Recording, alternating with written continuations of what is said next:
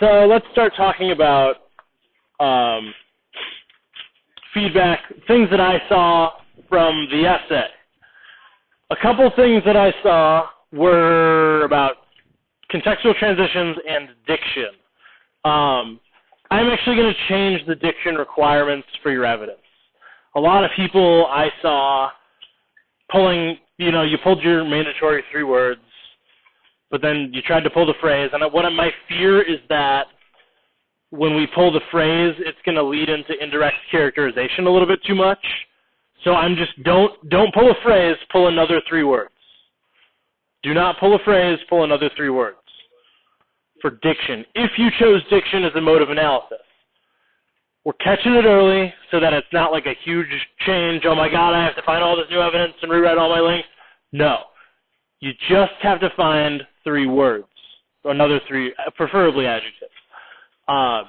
Then contextual transition. Does anybody know what a contextual transition is? Crickets. No?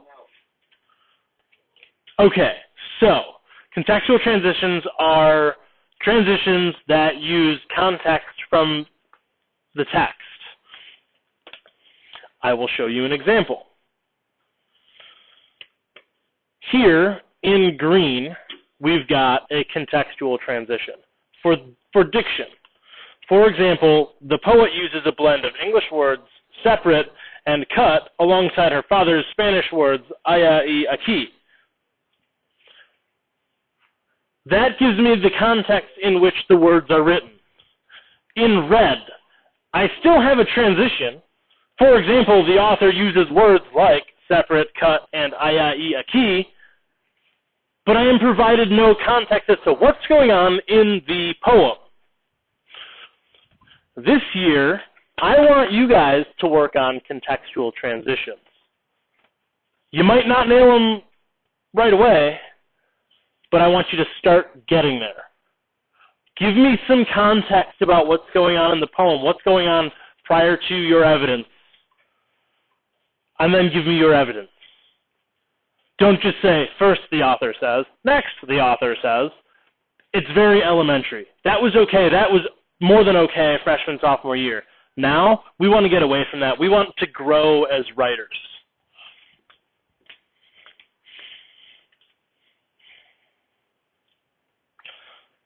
Second, we want to talk about attention getters and background info and introduction paragraph as a whole. Your attention getter. Use a metaphor. Use some piece of figurative language. Here we compare alienation and sense of self to mixing oil and water.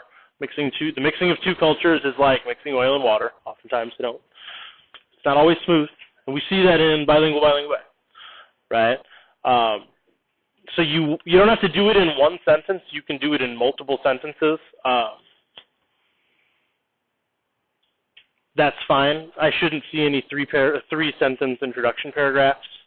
I should see like 5 to 7 paragraphs, or 5 to 7 sentence introduction paragraphs.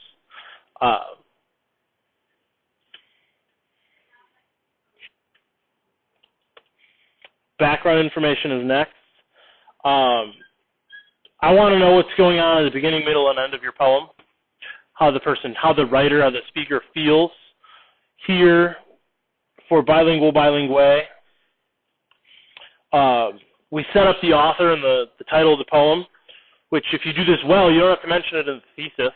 That becomes a stylistic choice, right? It becomes less redundant.